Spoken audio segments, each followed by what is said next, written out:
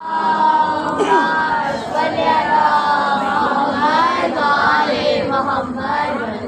اللہ من قرأ الفاتحہ.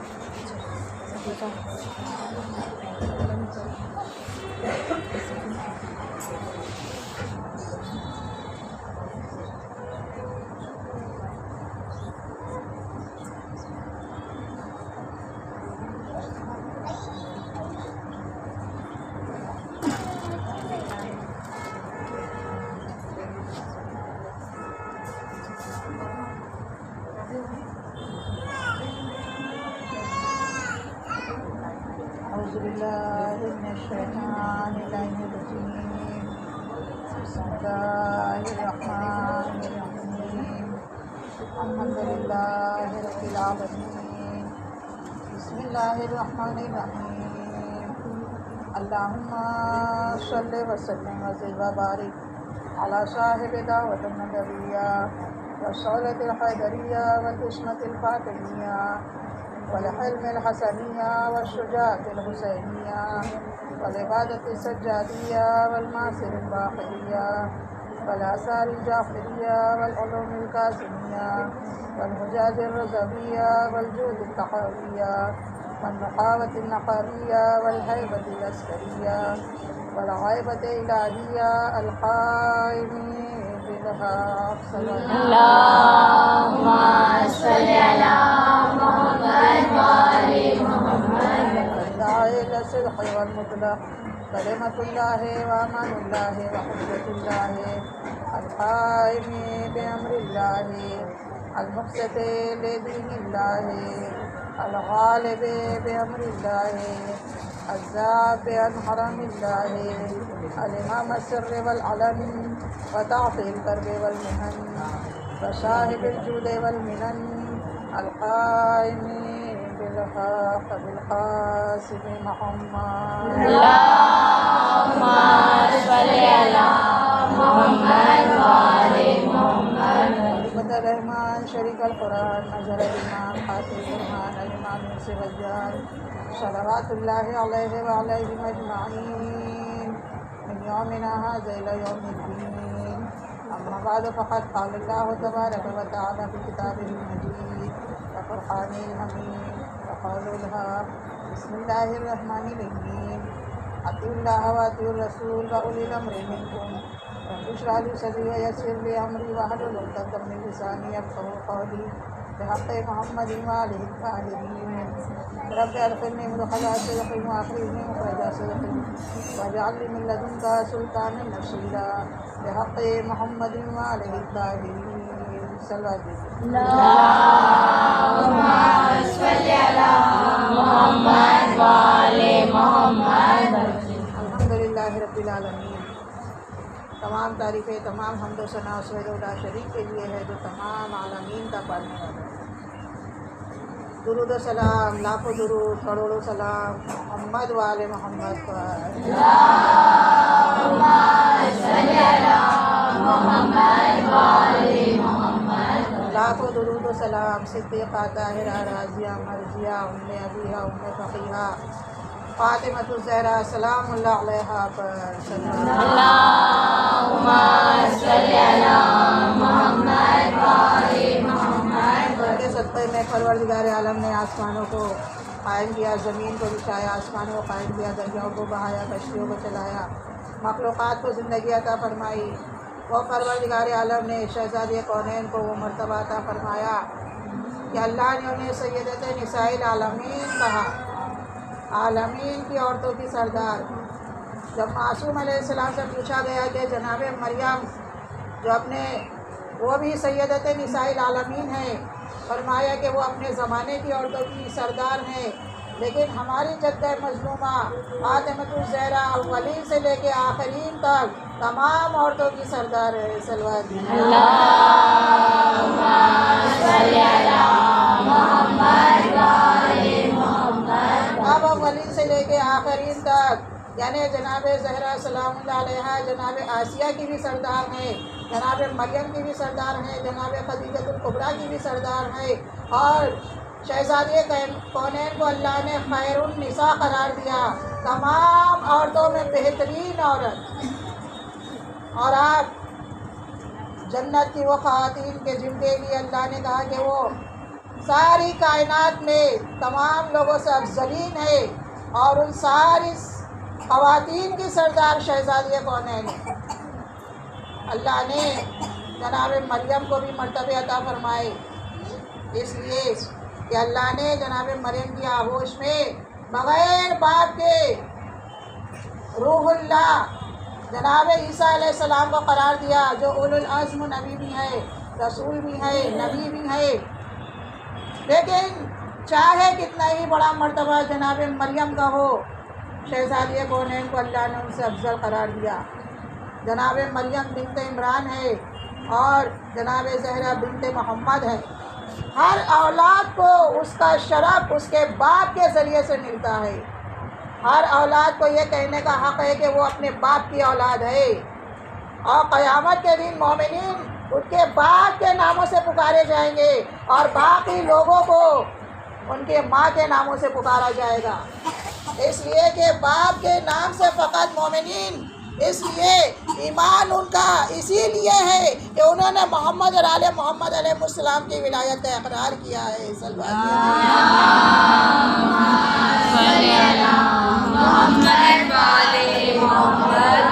جناب مریم کہ جن کو جناب زکریا نے ان کی پرورش کی، اور جناب زکریا جو ان کی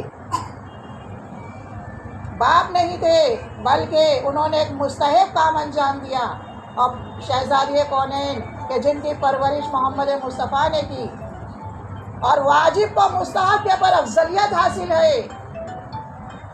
اور اس کے بعد جناب مریم کہ جب وہ اپنے ماں کے شکم میں تھی تو ان کی ماں نے نذر مانی تھی کہ ان کے یہاں جو بھی اولاد ہوگی وہ مسجد میں وقف کر دیں گی، نذرانہ پیش کریں گی۔ لیکن اس سے افضل ترین پیغمبر اسلام نے شہزادی کونین کے جب ماں کے شکم میں تھی وہ کلمات کہے، لہذا علماء نے بتایا کہ ایک باپ کی نذر ماں کی نذر کے مقابلے میں دگنا اجر و ثواب رکھتی ہے۔ اللہ نے جناب مریم کو یقین دلایا کہ وہ تمہاری بھی حفاظت کرے گا اور تمہارے بچے کی بھی حفاظت کرے گا۔ اب جناب مریم کے لیے کوئی خوف نہیں ہے، لیکن شہزادی کونین کہ جن کو کوئی یقین نہیں دلایا گیا کہ حسنین علیہ السلام کی ولادت کے وقت میں وہ اور ان کے بچے زندہ رہیں گے یا نہیں رہیں گے، جیسا کہ جنگ بدر کے اندر مسلمانوں کو پتہ نہیں تھا کہ وہ مارے جائیں گے یا زندہ بچیں گے، تو ان کا اجر اللہ نے زیادہ قرار دیا، اور ملائکہ کو معلوم تھا، لہذا ملائکہ سے افضل مسلمانوں کا اجر و ثواب ہے۔ اسی طریقے سے جس طریقے سے کہ ائمہ علیہ السلام نے فرمایا کہ ہمارے شیعہ ہم سے زیادہ صابر ہے، ہم صبر کرنے والے ہیں، ہمارے شیعہ ہم سے زیادہ صابر ہے، اس لیے ہم ان باتوں کو جانتے ہیں اور صبر کرتے ہیں، لیکن ہمارے شیعہ نہیں جانتے، اس کے بعد وہ مصیبت پر صبر کرتے ہیں، اس لیے ان کا اجر و ثواب زیادہ ہے۔ صلوات بھیجیے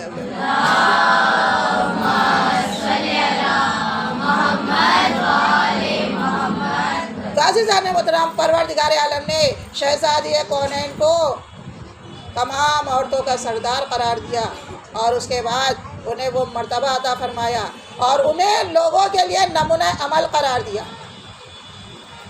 یہ وہ شہزادی کونین جو لوگوں کے لیے نمونہ عمل بن کے آئیں، خاتون جنت 18 برس کی عمر کے اندر آپ نے کائنات کی ہر خواتین کو درس دینے کا طریقہ سکھا دیا۔ اسی کا نام اطاعت ہے، اور اطاعت الہی اسی کا نام ہے کہ جس نے اہل بیت علیہ السلام کی اطاعت کی اس نے اللہ کی اطاعت کی، اور اسی کو اللہ نے کہا کہ اللہ کی اطاعت کرو، اس کے رسول کی اطاعت کرو، اور صاحبان امر کی اطاعت کرو۔ اگر کوئی لا الہ الا اللہ کہے تو اس نے فقط اللہ کی اطاعت کی، اگر کوئی محمد الرسول اللہ کہے تو اس نے فقط محمد کی اطاعت کی، لیکن فقط لا الہ الا اللہ محمد الرسول اللہ کہنے کے مطابق مکمل اطاعت نہ کی، جب تک کہ وہ اولی الامر صاحبان امر ائمہ علیہ السلام کی اطاعت نہ کرے۔ صلوات بھیجیے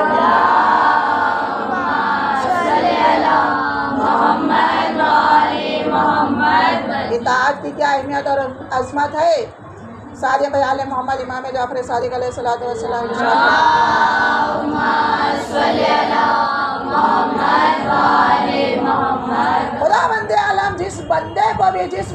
بھی اطاعت کی عزت عطا فرماتا ہے کہ تقوی پرہیزگاری کو یہ ذریعے اسے عزت دار بنا دیتا ہے. اور جو مومن جس کو اللہ تقوی پرہیزگاری اور اطاعت کی توفیق دے دے وہ اللہ کی نگاہ میں عزت دار ہوتا ہے. پھر وہ چاہے کتنا غریب ہو، مال دنیا اس کے پاس نہ ہو، لیکن اللہ نے اس کو غنی بنا دیا. اور چاہے قبیلے کے لوگ اس کی مدد نہ کریں لیکن وہ لوگوں کے اندر باعزت رہتا ہے. وہ چاہے تنہا کیوں نہ رہے، کوئی اس کے انسان اس کے ساتھ نہ ہو، لیکن اس کے مونس و غمخوار اللہ رسول اور اہل بیت علیہ السلام ہوتے. پھر ایک جگہ پانچویں امام محمد باقر علیہ السلام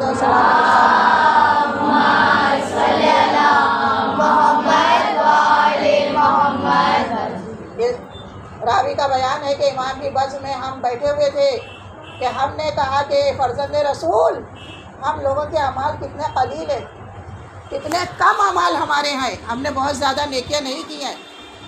امام نے فرمایا استغفر اللہ، چھوڑو ان باتوں کو، وہ کثیر اعمال سے وہ قلیل اعمال بہتر ہیں جو تقوی پرہیزگاری اور اطاعت کے ساتھ انجام دیے جائیں. تو راوی نے بڑھ کے پوچھا مولا کیا کثیر اعمال بنا اطاعت و پرہیزگاری کے بھی کیے جاتے ہیں؟ امام نے فرمایا ہاں، میں تمہیں ایک مثال دے کے سمجھاتا ہوں. ایک شخص جو اپنے پڑوسیوں کے ساتھ بہت اچھائی سے پیش آتا ہے، مہمان نوازیاں کرتا ہے اور لوگوں کو کھانا کھلاتا ہے، لیکن جب اس کے سامنے حرام کا دروازہ کھل جاتا ہے وہ اس میں داخل ہو جاتا ہے. یہ ہے بغیر اطاعت و پرہیزگاری کے نیک عمل انجام دینا. لیکن ایک وہ بندہ کہ جو کچھ نہیں کرتا، وہ واجبات کو انجام دیتا ہے فقط، لیکن جب اس کے سامنے حرام آتا ہے، حرام کا دروازہ کھلتا ہے، وہ اس میں داخل نہیں ہوتا. اس کا عمل قلیل ہے لیکن وہ اللہ کا اطاعت گزار ہے، فرما بردار ہے. لیکن کثیر اعمال کے ساتھ اللہ کی نافرمانی کر رہا ہے، رسول کی نافرمانی کر رہا ہے، تو وہ سارے اعمال اس کے بیکار ہو جائیں گے، اس کے برباد ہو جائیں گے. اسی طریقے سے جیسا کہ ختمی مرتبہ جناب محمد مصطفیٰ صلی اللہ علیہ وسلم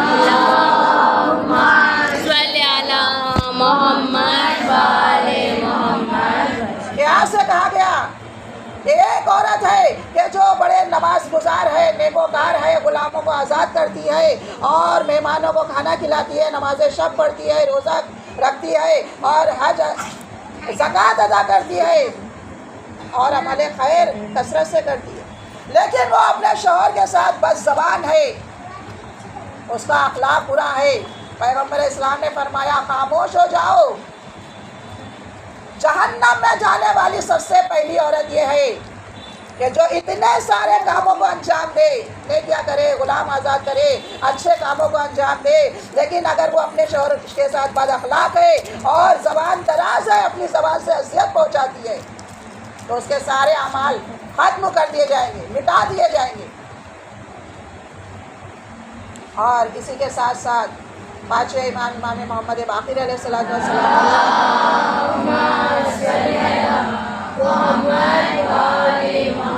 اگر ایک عورت اپنے شوہر کو اذیت پہنچاتی ہے، اپنی زبان سے تکلیف پہنچاتی ہے، اس کا احترام نہیں کرتی، اس کی فرما برداری نہیں کرتی، تو حوران جنت آواز دیتی ہے اے خاتون تم پر خدا کی مار ہو، اور تم اپنے شوہر کو اپنی زبان سے اذیت نہ دو، اسے تکلیف نہ پہنچاؤ، تم اس کے لائق نہیں ہو.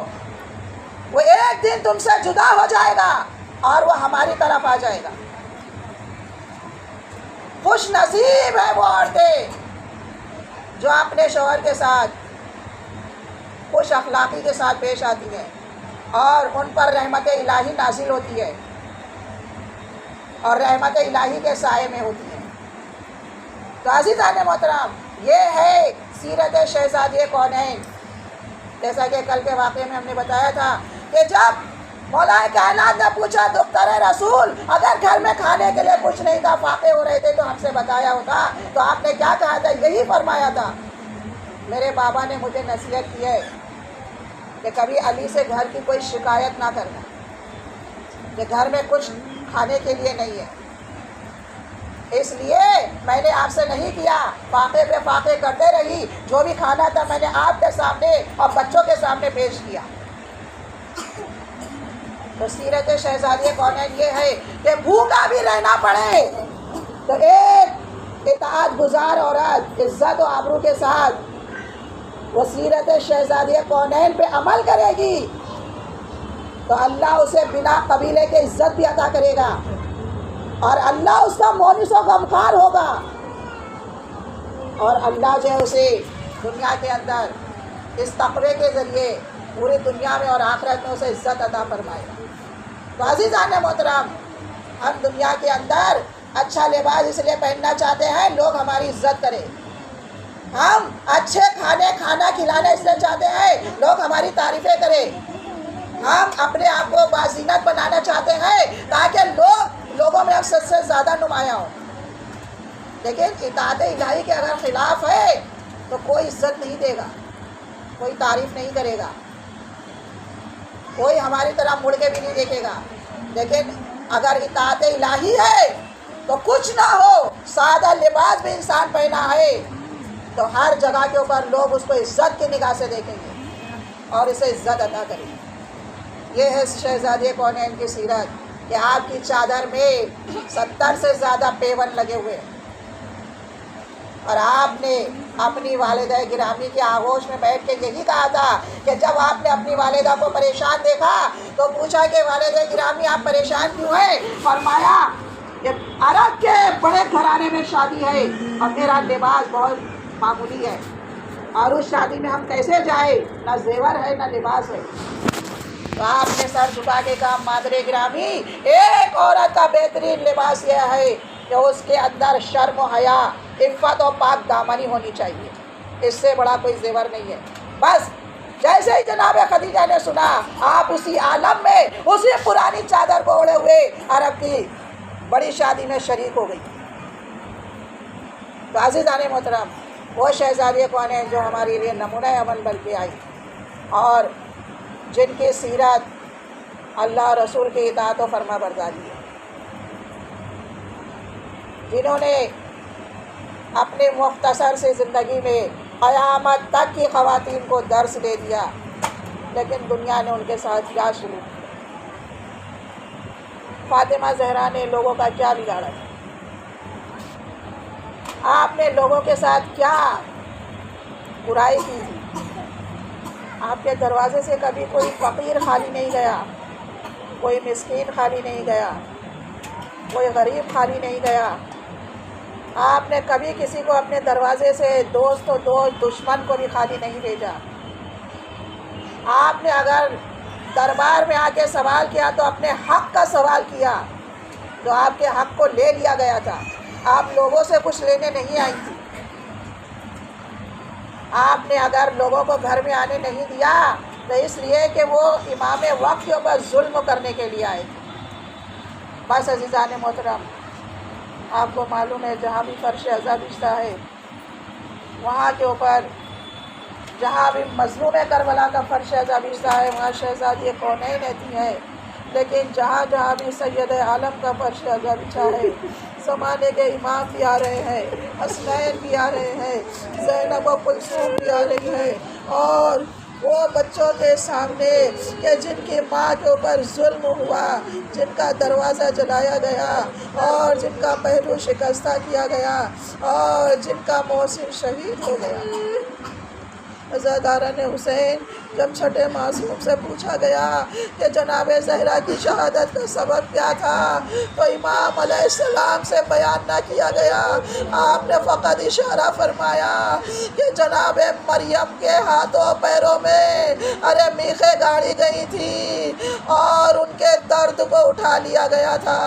امام نے اشارہ کیا میری جد مظلومہ کی شہادت کا سبب وہ دروازہ جو آپ کے اوپر گرایا گیا اور وہ آپ کے سینے میں کیل جو در آئی تھی وہ آپ کی شہادت کا سبب بنا۔